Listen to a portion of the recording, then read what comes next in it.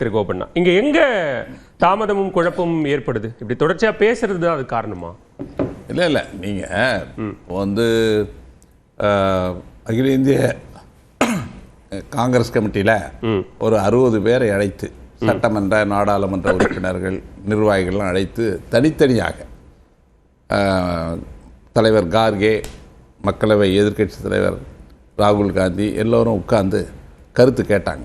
எல்லாரும் கருத்து சொன்னாங்க. அதில் சொல்லப்பட்ட பெரும்பாலான ஒரு கருத்துக்கள் ஒரே மாதிரியாக வந்து அதிக இடங்களை கேட்கணும், ஆட்சியில் பங்கு கேட்கணும், திமுகவோடு தான் கூட்டணி.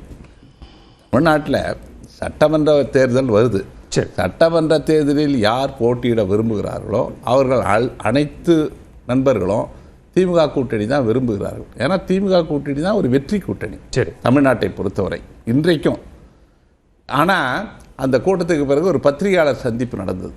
அந்த சந்திப்பில் அகில இந்திய காங்கிரஸ் பொதுச் செயலாளர் கே.சி. வேணுகோபால் தான் பேசினார். பக்கத்தில் கார்கே இருந்தார், இந்த பக்கம் ராகுல் காந்தி இருந்தார். இனிமேல் இந்த கூட்டணியை பற்றி யாரும் ஊடகங்களிலோ பொதுவெளியிலோ பேசக்கூடாது, பேசினால் நடவடிக்கை எடுக்கப்படும் சொன்னாங்க. எதுவுமே எடுக்கலையே சார். இல்லை, அதான் அந்த உரைக்கு பிறகு வந்து தொடர்ந்து குறிப்பாக நண்பர் மாணிக்கம் தாக்கூர் அவர்கள் இன்னைக்கு மதுரையில் ஒரு கூட்டம் போட்டு ஒரு தீர்மானம்லாம் நிறைவேற்றியிருக்கிறார்கள். இந்த மாதிரி நிகழ்வுகள் நிச்சயமாக கூட்டணியில் ஒரு நல்லிணக்கத்தை சீர்குலைக்கும். இது குறித்து தமிழ்நாடு காங்கிரஸ் தலைவரும் கவலையோடு இந்த கருத்தை பகிர்ந்து கொண்டார். அவரும் காங்கிரஸ் மேலிடத்துக்கு இந்த கூட்டத்தை பற்றி சொல்லியிருப்பார். ஆக இதெல்லாம் வந்து என்னை பொறுத்த வரைக்கும் தலைவர் ராகுல் காந்தியினுடைய கருத்து என்னன்றதை நான் வந்து மக்களவையில் பிப்ரவரி 2ஆம் தேதி நீங்க சொல்ற மாதிரி ராகுல் காந்தி தரப்பு, அதற்கடுத்து பொதுச் செயலாளர், அதுக்கடுத்து இங்க இருக்கக்கூடிய குழு அமைச்சு அவங்க பேச போற பொறுப்பாளர்கள், மாநில தேர்தல் பொறுப்பாளர்கள், இவங்க வரைக்கும் அந்த கார்டியல் ரிலேஷன்ஷிப் இருக்கலாம் சார். அதை தாண்டி இப்படி ஒரு பேச்சு எழும்போது, இன்னைக்கு ரொம்ப கடுமையான வார்த்தைகளை பயன்படுத்தி பேசும்போது அது களத்துல எதிரொலிக்கும். தொண்டர்கள் வந்து 2 கட்சிகளுக்கும் ஒருத்தருக்கு இவருக்கு அவரும் அவருக்கு இவரும் வேலை பார்க்கணுங்கும் போது அது பிரச்சனை ஆகாதா? பிரச்சனை நிச்சயம் ஏற்படுத்தும். நாளைக்கு கூட்டணி அமைந்து தேர்தல் களத்தில் கீழ்மட்டத்தில் திமுக தொண்டர்களும் காங்கிரஸ் தொண்டர்களும் இணங்கி பணியாற்ற முடியாத சூழ்நிலையை உருவாக்குவதற்கு தான் இந்த மாதிரி கூட்டங்கள் உதவும். அது நான் உணர்கிறேன்.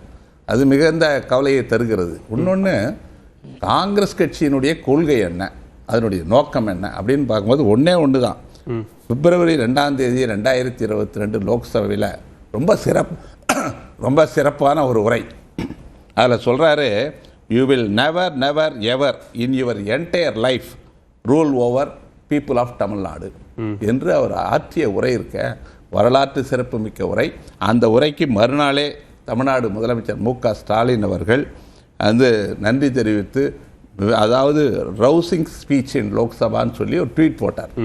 ஆக தலைவர் ராகுல் காந்திக்கும் முதலமைச்சர் மு.க. ஸ்டாலின் அவர்களுக்கும் நல்ல புரிதல், கொள்கை அடிப்படையில். முதலமைச்சர் தமிழ்நாட்டில் கூட்டணி ஆட்சி தமிழ்நாட்டுக்கு ஒத்து வராது அப்படின்னு பேசின அடுத்த நிமிஷம் ஒரு ட்வீட் போடுறாங்க. நீங்க மக்கள் தான் முடிவு செய்வாங்க, அதை நீங்க முடிவு செய்ய முடியாதுன்னு சொல்றாங்க. இவ்வளவு தூரம் இவ்வளவு பிரச்சனைகள் நடக்கும் போதும் ஒரு தேசிய தலைமை ஒரு நாடாளுமன்ற உறுப்பினரை இப்படி எல்லாம் பேசாதீங்க அப்படின்னு சொல்றதுல என்ன சார் சிக்கல்? கிரீஷ் சோடங்கர் அவர்கள் வந்து இந்த கருத்தை சொல்லியிருக்கார். அது குறித்து யாரோட பேசணும்? திமுக தலைமையோட பேசணும். யார் பேசணும்? ஐவர் குழு பேசணும். இப்போ 22ஆம் தேதி குழு அமைக்கப்பட்டு பேச்சுவார்த்தை ஆரம்பிக்க போறாங்க. பேச்சுவார்த்தையின் போதுதான் இந்த பிரச்சனைக்கு தீர்வு காண முடியுமே தவிர பொது வெளியில் ஒரு கூட்டம் போட்டு தீர்மானம் போட்டுலாம் இந்த பிரச்சனைக்கு தீர்வு காண முடியாது. இத்தகைய நடவடிக்கைகளினால சார் அவர் யாரோ இல்ல நீங்க ஒரு மாவட்ட செயலாளர் பண்ணல, ஒரு நாடாளுமன்ற உறுப்பினர், அவர் கட்சியினுடைய ஒரு முகம், அவர் பண்ணும்போது அதுக்கான ஒரு வேல்யூ கூடுது. என்ன எனக்கு கவலைன்னா,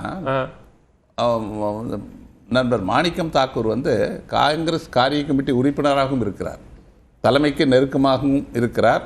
அவருக்கு ஒன்றும் தெரியாததில்லை. இந்த கருத்தை பகிரங்கமாக பேசுவதனால், பொதுவெளியில் பேசுவதனால் கூட்டணியினுடைய நல்லிணக்கம் சீர்குலையும் என்று அவருக்கு தெரியாமல் இருக்க வாய்ப்பே கிடையாது.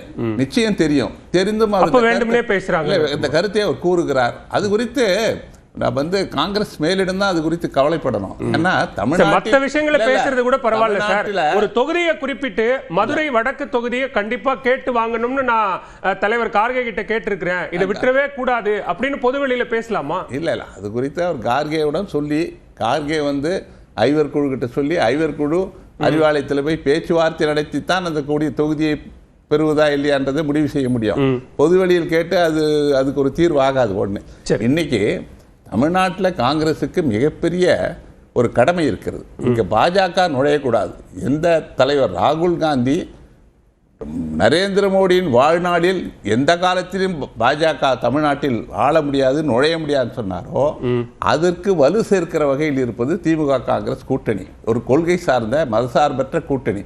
இந்தியாவிலேயே வகுப்புவாத சக்திகளை எதிர்க்கக்கூடிய பேராற்றல் மிக்க முதலமைச்சராக ஸ்டாலின் இருக்கிறார்.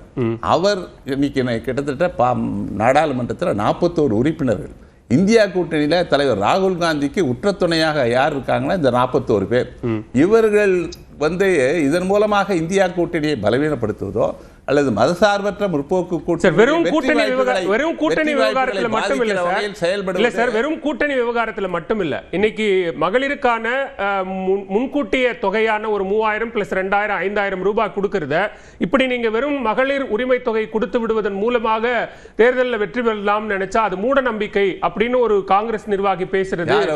பிரவீன் சக்கரவர்த்தி பேசி அவருக்கு தமிழ்நாடு காங்கிரஸுக்கு என்ன இருக்கு கருத்து? நீங்க கவலைப்பட வேண்டியது தமிழ்நாடு காங்கிரஸ் கமிட்டி பேசுற அடையாளம் காங்கிரஸ்ங்கிற அடையாளத்தோட பேசுறாரு. அதுதான் தமிழ்நாடு காங்கிரஸ் கமிட்டி தலைவர் கருத்தை தான் நாங்க ஏத்துக்க முடியும். அகில இந்திய காங்கிரஸ் தலைவர் ராகுல் காந்தி அல்லது பொறுப்பாளர் கிரீஷ் சோடங்கி இவர்கள் தான் கருத்து சொல்ல முடியும். இவர் அகில இந்திய காங்கிரஸ்ல ஒரு 30 துறை இருக்கு, அதுல ஒரு துறையில இவர் பணியாற்றுகிறார். இவர் இது குறித்து கருத்து சொல்வதில் ஒரு உள்நாக்கம் இருக்குது. பலமுறை நான் சொல்லிவிட்டேன். நீங்க சொல்ற நாடாளுமன்ற உறுப்பினர் மாணிக்கம் தாக்கூரோ அல்லது 30 துறைகள்ல ஒரு துறையை பார்த்துக்கிற பிரவீன் சக்கரவர்த்தியோ தேசிய தலைமை திரு கார்கே அவர்களோ திரு ராகுல் காந்தி அவர்களோ ஒரு வார்த்தை சொல்லி இது வரைக்கும் தேர்தல் வரைக்கும் எதுவும் பேசாதீங்க அப்படின்னு சொல்ல முடியல. இல்ல நான் என்ன சொல்றேன், அந்த மேலிடம் என்ன நினைக்கிறதுன்றது அவங்களை பொறுத்தவரை இந்த கூட்டணி நான் சொல்றேங்க, யார் என்ன பேசினாலும் என்ன சலசலப்பு ஏற்பட்டாலும் அறிவாலயத்தில் ஐவர் குழு சென்று பேசி இந்த கூட்டணி நிச்சயம் முடிவு செய்யப்படும். இந்த சலசலப்பு தான் தொகுதி பங்கீட்டு பேச்சுவார்த்தையில் இருக்கக்கூடிய தாமதம். இந்த கூட்டணி வந்து தமிழ்நாட்டின் எதிர்காலம் மட்டுமல்ல, இந்தியா கூட்டணியினுடைய எதிர்காலம் அடங்கி இருக்கு. சரி, ஓகே, முதற்கட்ட பார்வையை எடுத்துக்கிறேன். பேசலாம் திரு நாகராஜ். இங்க 9 மாதங்களுக்கு முன்னாடியே கூட்டணி உறுதி செய்யப்பட்டது. அதிமுக பாஜக கூட்டணி நிறைய கட்சிகள் வரும், நீங்க ஒவ்வொரு கட்சிகளாக வராங்க. உறுதியான கூட்டணி பலமான கூட்டணி அப்படின்னு சொல்லக்கூடிய இடத்துல இன்னும் தொகுதி பங்கீட்டு பேச்சுவார்த்தையை தொடங்குறதுல என்ன தாமதம், என்ன குழப்பம்? அனைவருக்கும் வணக்கம். எங்களுடைய தேசிய ஜனநாயக கூட்டணியில எந்த குழப்பம் இல்லை. எங்கள் நோக்கம் எல்லாம் ரொம்ப தெளிவா இருக்குது. தீய சக்தி திமுக வீழ்த்தப்பட வேண்டும். இது ரொம்ப தெளிவா அதை நோக்கி போயிட்டு இருக்கோம். சரி, ஆனா நீங்க இன்றைக்கு திமுக கூட்டணி நிலைமையை பத்தி தான் நாம் இன்னைக்கு ரொம்ப குறிப்பா தலைவர்கள் எல்லாம் பேசினாங்க. இருதலை கொள்ளி எறும்புன்னு சொல்லுவாங்க, அது மாதிரி நம்முடைய முதல்வர் தவிர்த்து கொண்டிருக்கிறார். அது காரணம் ஒரு பக்கம் காங்கிரஸ், இன்னொரு பக்கம் விசிக. ஏன்னா எங்களுக்கு அதுவே ஒரு மிகப்பெரிய சாதனம் எங்க கூட்டணிக்கு இன்னைக்கு அவங்களுடைய அந்த செயல்பாடு நிலைப்பாடு எல்லாமே. ஏன்னா அந்த காலத்துல அவங்க கையில சிபிஐ இருந்தது. சிபிஐ வைத்து 63 நாயன்மார்களை போல் அப்படின்னு சொல்ற அளவுக்கு இன்னைக்கு அவங்க சீட்டுகள் எண்ணிக்கையை வாங்க முடியாது. ஏன்னா மேல கூட்டணி பேச்சுவார்த்தை, கீழே சிபிஐ உடைய அழுத்தம், இதெல்லாம் நடைபெற்று முடிந்த காலம் நம்முடைய முன்னாள் முதல்வர் கருணாநிதி காலத்தில் நடந்தது. இன்னைக்கு பாஜக கையில சிபிஐ இருக்கு, அவங்களும் அப்படித்தான் வாங்குறாங்களான்னு கேட்பாங்க. நாங்க அப்படி செயல்படுற மாதிரி இருந்தா எல்லாரும் முடிச்சிருப்பேன் கூட்டணி பேச்சுவார்த்தையை.